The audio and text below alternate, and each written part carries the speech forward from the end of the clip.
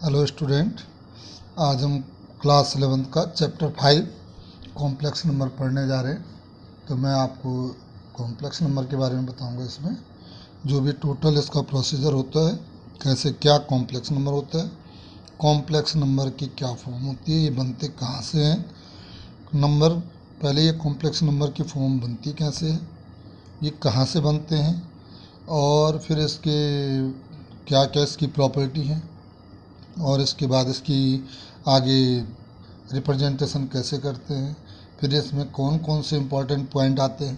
ये टोटल हम complex number के बारे में जानने वाले हैं। आ जाओ ज़रा कॉम्प्लेक्स नंबर के बारे में जानते हैं।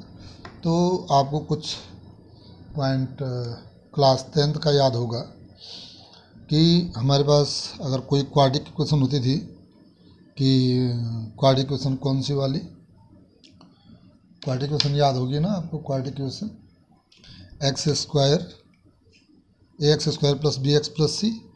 बट अब मैं अगर एक क्वाड्रिक इक्वेशन लिखता हूँ, सिंपल क्वाड्रिक इक्वेशन लिखता हूँ कि x square minus 4 equal to 0, ठीक है। तो इसको अगर मैं सॉल्व करूँ और इसके जीरोज निकालूंगा तो ये हो गया x square is equal to 4, ठीक है ना। तो x is equal to root 4 और एक्स इक्वल टू आ जाएगा plus minus 2। Okay, means x के दो जीरोज होंगे, एक्स के 2 जीरोज, एक +2 और एक -2, ठीक है। इनको बोलते थे हम जीरोज, समझ गए ना आप बात, जीरोज, या इनको रूट्स भी बोलते हैं, रूट्स। तो क्वाड्रिक इक्वेशन के 2 जीरोज होते थे, ठीक है ना। और इस तरीके से हम इसको निकाल देते हैं। और फैक्टराइजेशन प्रोसेस भी है, यहाँ पे हमने डायरेक्ट फॉर्मूले का यूज कर दिया, ठीक है ना। अब हम एक और फॉर्म की बात यूज करते हैं। इसमें एक और क्वाड्रिक फॉर्मूला भी यूज होता था, जिसका फॉर्मूला होता था x square x is equal to minus b plus minus root b square minus 4ac b square minus 4ac upon 2a। याद होगा आपको। तो ये इसके, ठीक है, यहाँ पे क्वाड्रिक फॉर्मूले से भी हम निकाल सकते हैं, ठीक है। यहाँ पे आपको एक पॉइंट और याद होगा, डिस्क्रिमिनेंट, जिसको हम डी से डिनोट करते हैं, उसका फॉर्म होता था बी स्क्वायर माइनस 4ac। और बी स्क्वायर माइनस 4ac के 3 फॉर्म होती थी नेचर ऑफ रूट्स। जब डी ग्रेटर देन 0 होता था, डी ग्रेटर देन 0, तो 2 real root, 2 real and different root, ठीक है ना, 2 real and different root, real and different root बनते थे, different roots, 2 real and different roots आपके फॉर्म होते थे, ठीक है ना। जब d is less than, d equal to 0 होता था, d इक्वल टू 0, तो तब आपके क्या होते थे, 2 equal real root, 2 equal real roots, real root, ठीक है। when d is less than 0, d is less than 0, then no roots, वहाँ हम पढ़ते थे no roots, no roots, okay, no roots. But इसको हम दूसरा नाम भी बोलते थे, या इमेजिनरी रूट्स। क्या बोलते थे, इमेजिनरी रूट, इमेजिनरी रूट्स बोलते थे, ठीक है। अब यहाँ पे हम एक और फॉर्म पढ़ लेते हैं। हमने रिकॉल किया है क्लास 10th, ठीक है। अब हम +1 की फॉर्म में आते हैं। तो अब अगर मेरे पास एक फॉर्म है, एक और फॉर्म है कि अगर मेरे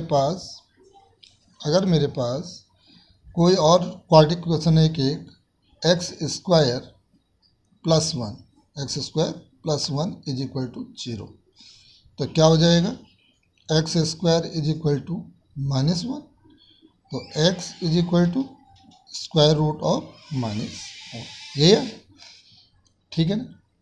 तो अब इसको हम रियल नंबर में डिफाइन नहीं कर सकते, रूट के अंदर नेगेटिव वैल्यू को रियल नंबर में डिफाइन नहीं कर सकते, ठीक है ना। ये रियल नंबर का टर्म नहीं है। यहाँ पे जाके हमारे इसी को हम बोलते थे d इज लेस देन 0, तो नो रूट्स, इमेजिनरी रूट्स। तो ये जो इमेजिनरी रूट्स है, इसी को हम, ये फॉर्म जब आती थी तो तब हम इसको कह देते थे क्या, इस फॉर्म को हम बोलते थे इमेजिनरी रूट्स, ठीक है ना। बट अब +1 में आ गए, तो +1 में इस जो नेगेटिव फॉर्म है, इस नेगेटिव फॉर्म का अब यहाँ से आगे पॉइंट आता है। तो यहाँ पे एक फॉर्म याद रखनी होगी आपको, ठीक है। इस फॉर्म को याद रखना होगा कि इसका मीनिंग है क्या।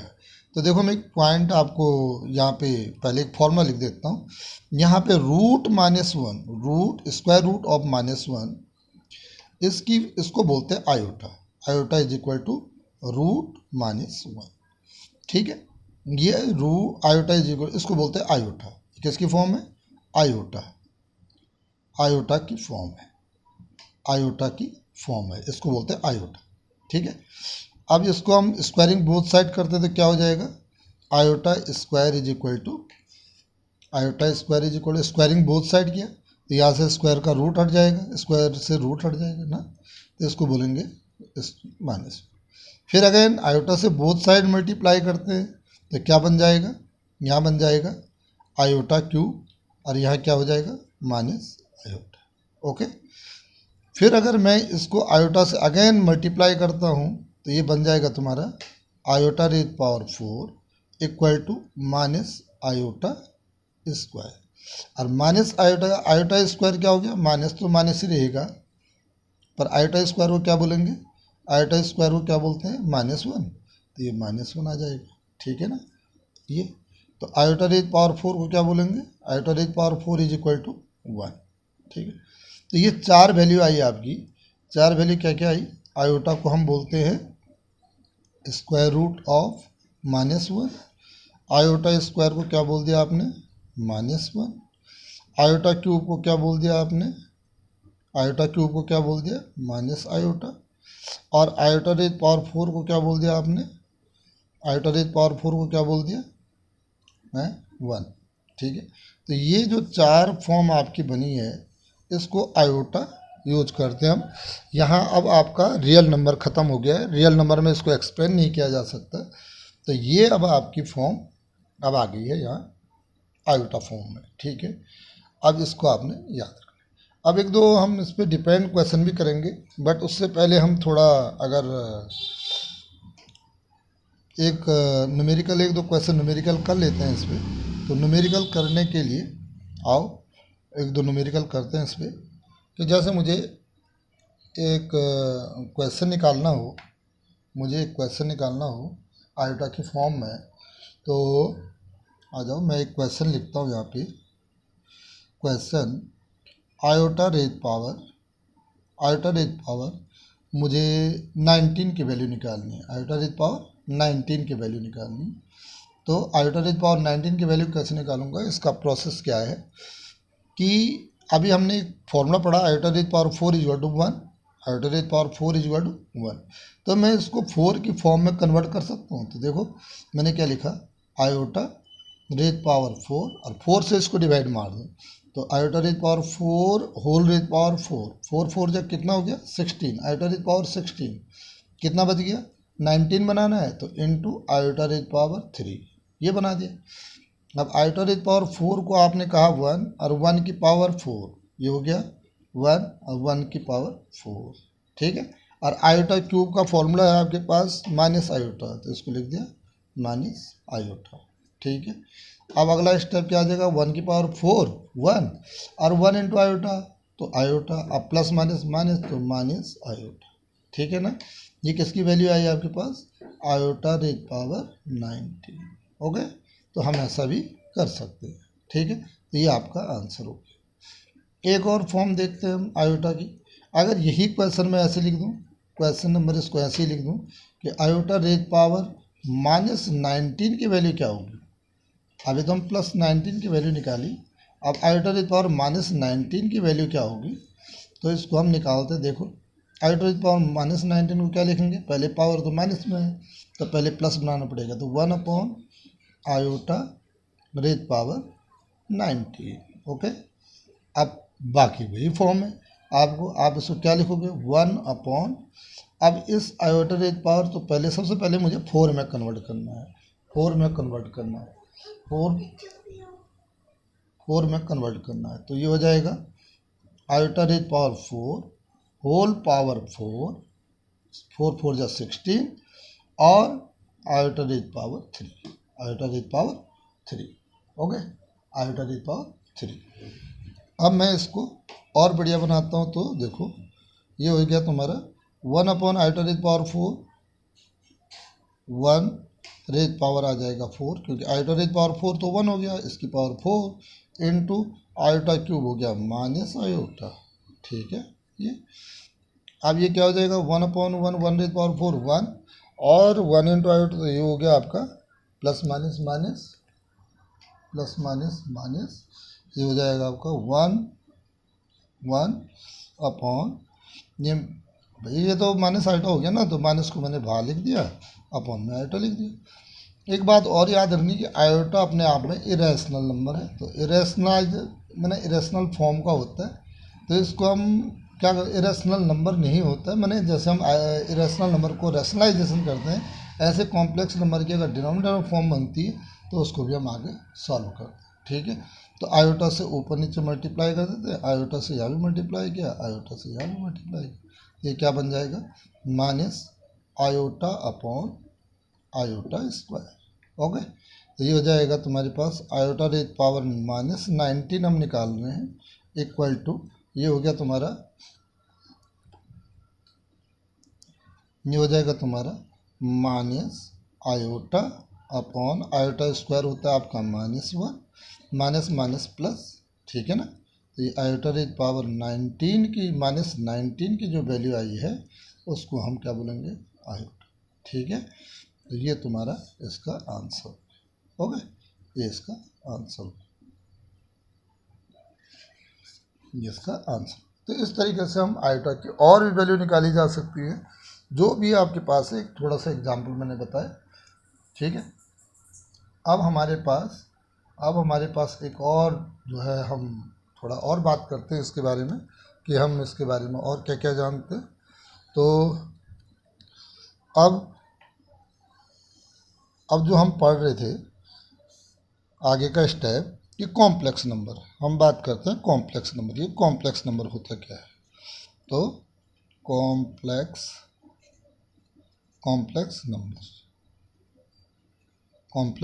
नंबर, तो कॉम्प्लेक्स नंबर होता क्या है?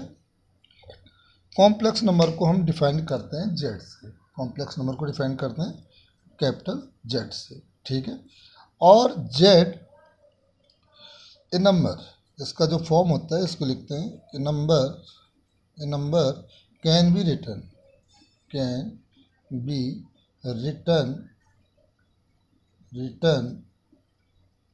इन द फॉर्म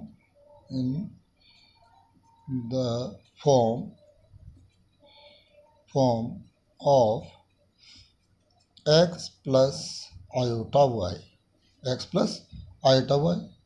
या a प्लस आयोटा बी, या c प्लस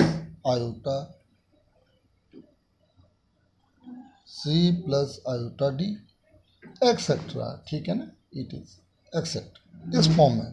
मैंने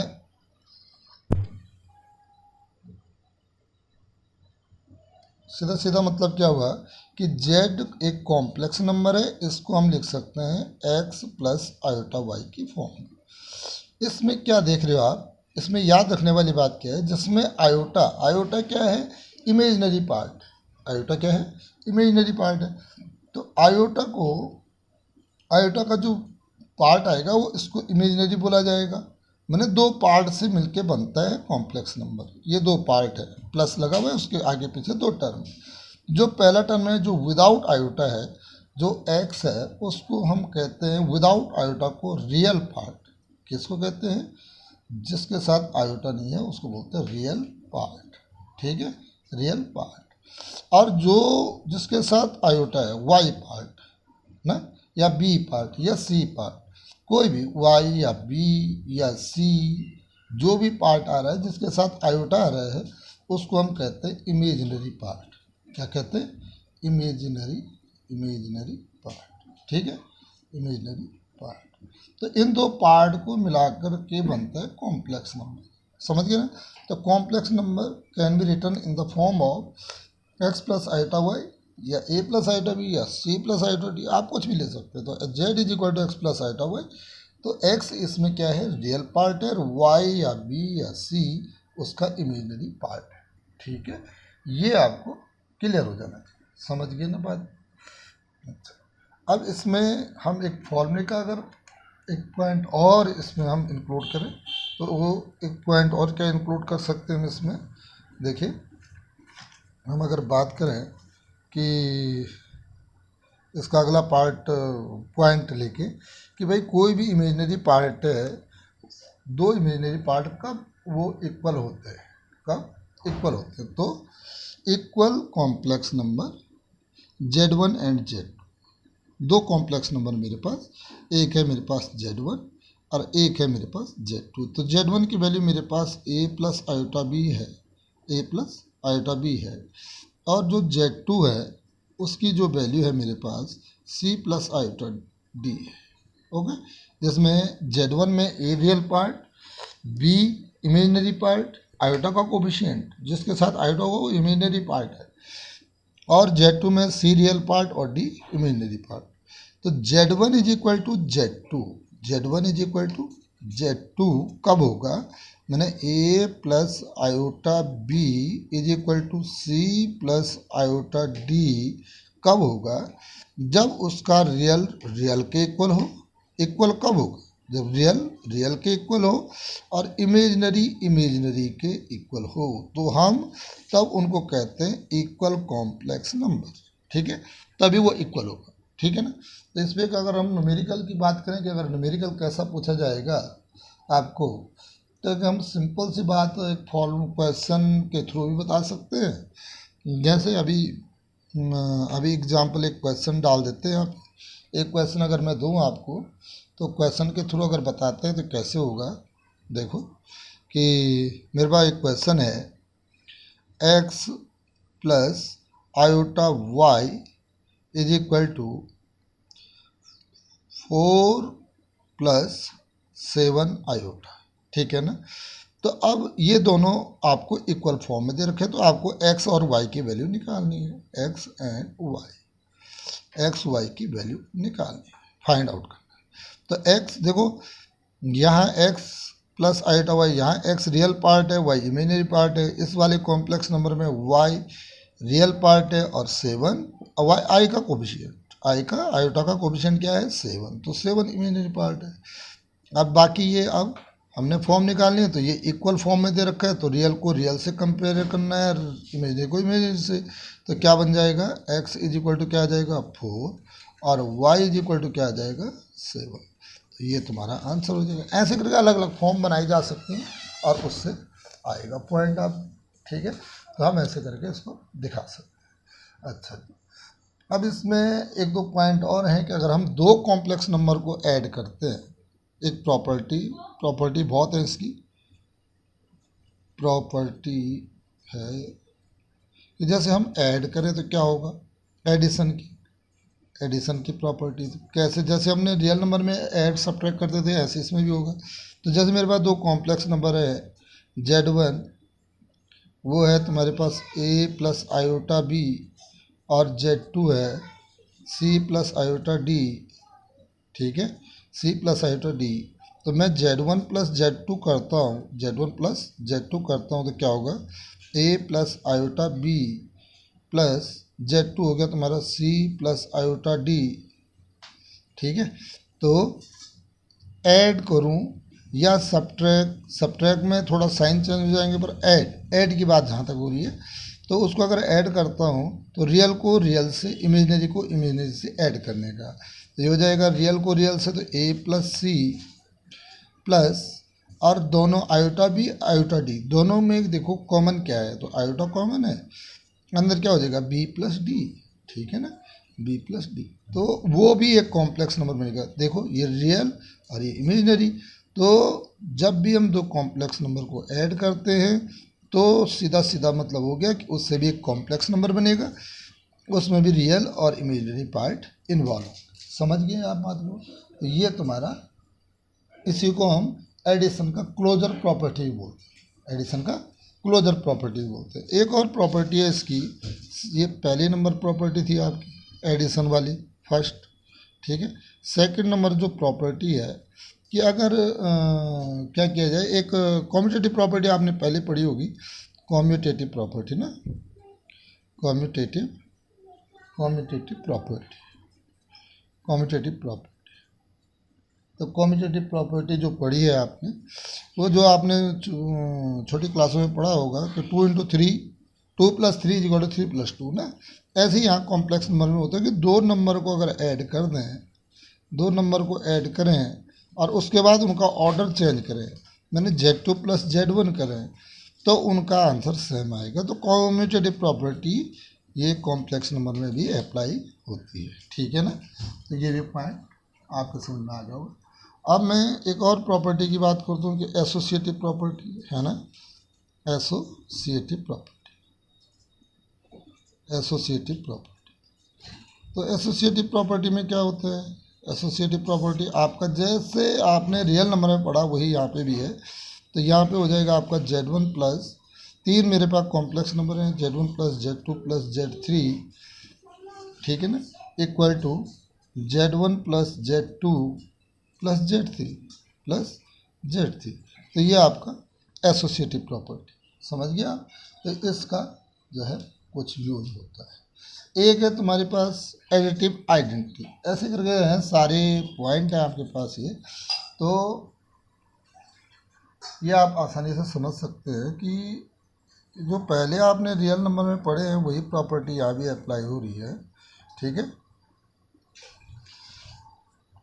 देखिए, जैसे आपका एक और प्रॉपर्टी आती है एडिटिव आइडेंटिटी करके, एडिटिव आइडेंटिटी, एडिटिव आइडेंटिटी।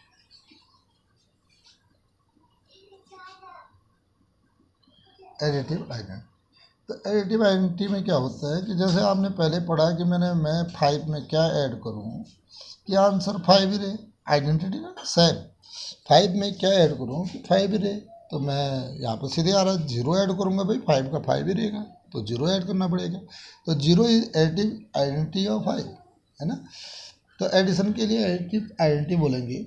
ऐसे ही कॉम्प्लेक्स नंबर में आया है कि Z1 में मैं क्या ऐड करूँ, मैंने Z1 कोई कॉम्प्लेक्स नंबर है आपके पास Z, उसमें क्या ऐड करूँ कि Z1 ही मुझे मिल जाए, तो मैं 0 ऐड करूँगा, 0 ऐड करूँगा।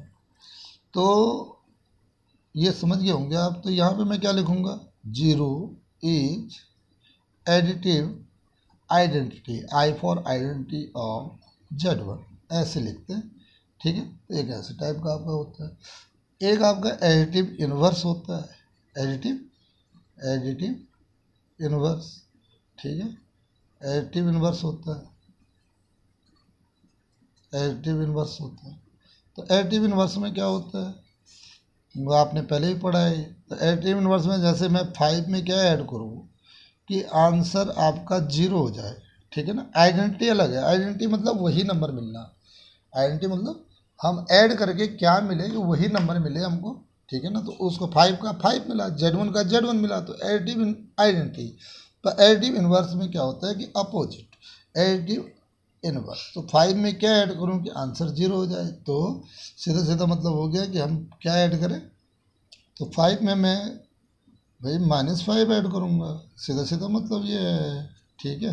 तो 5 में अगर -5 ऐड करूँगा तो आंसर 0 हो जाएगा। तो ऐसे ही मैं कॉम्प्लेक्स नंबर है कोई मेरे पास, उसमें क्या ऐड करूँ कि आंसर क्या हो जाए, 0 हो जाए, तो -z ऐड करूँगा तो इसको तब 0 आएगा, ठीक है ना। तो यहाँ पे आ जाएगा कि -z is additive inverse, additive inverse of z। समझ गए आप आज।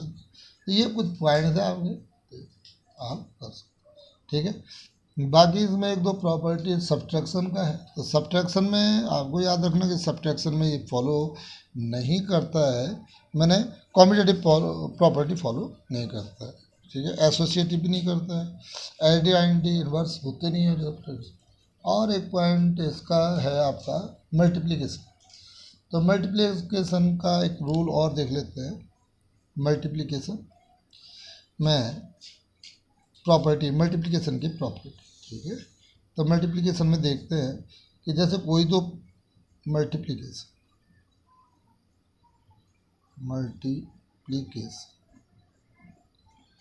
मल्टीप्लिकेशन में होता क्या है, थोड़ा देख लें। मल्टीप्लिकेशन, तो मल्टीप्लिकेशन में क्या है कि मेरे पास Z1 आपका पहले वही है a प्लस आयोटा बी, ठीक है, और Z2 है मेरे पास c plus iota b. Z2 is equal to c plus iota b, ठीक है। तो मैं अगर इन दोनों का मल्टीप्लाई करूँ Z1 इंटू Z2 तो क्या होगा, देखो a plus iota b into c plus iota d.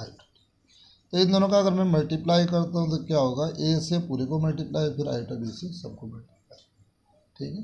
तो मैं करता हूँ मल्टीप्लाई, तो a इंटू सी ये हो जाएगा a c plus iota a d, और आयोटा बी से मल्टीप्लाई किया तो प्लस आयोटा बी सी और plus iota into iota square और बी डी, ये आपकी वैल्यू है।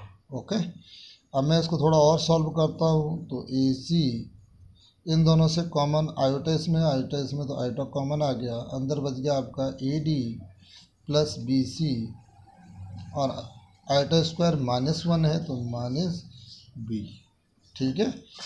अब देखो ये इसके साथ आयोटा है तो ये इमेजिनरी नंबर हो गया, जिसके साथ आयोटा नहीं है वो रियल पार्ट हो गया।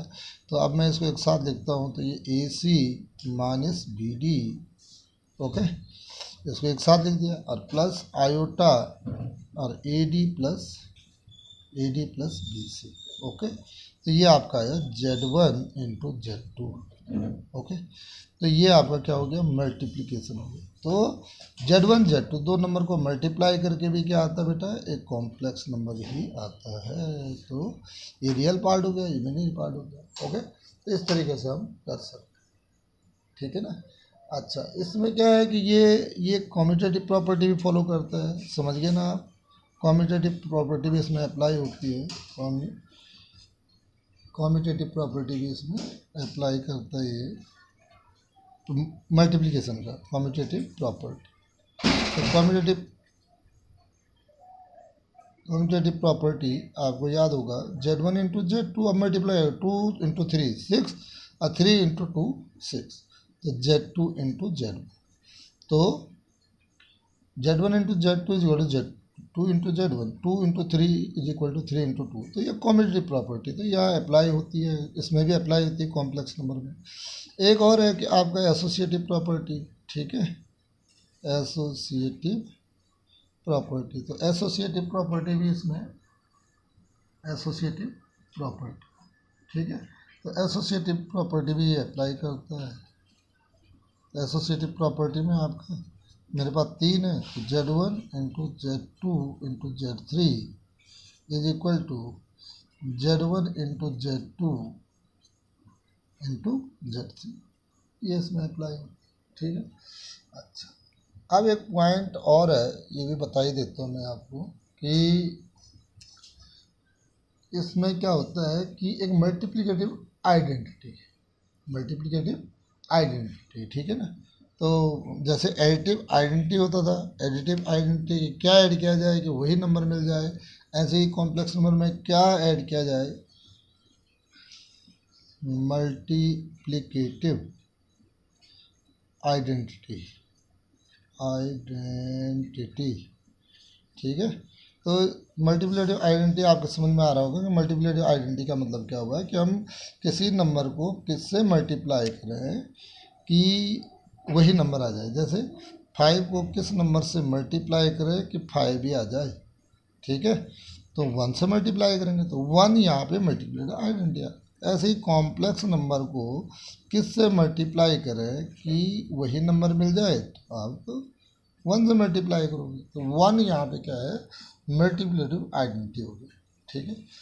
बट जो इसका अगला पॉइंट है वो बहुत ही इम्पोर्टेंट है और इसका यूज आपके पास बहुत ज़्यादा होने वाला है, ठीक है, इसका यूज बहुत अच्छा होने वाला है। तो अभी आप समझेंगे इस पॉइंट को, मैं आपको ये बताने वाला हूँ कि मल्टीप्लिकेटिव इनवर्स, ठीक है, मल्टीप्लिकेटिव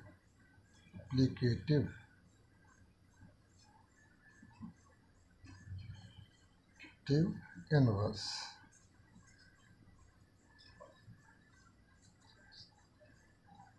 मल्टीप्लिकेटिव इनवर्स, तो मल्टीप्लिकेटिव इनवर्स के बारे में थोड़ा डिस्कस कर लेते हैं।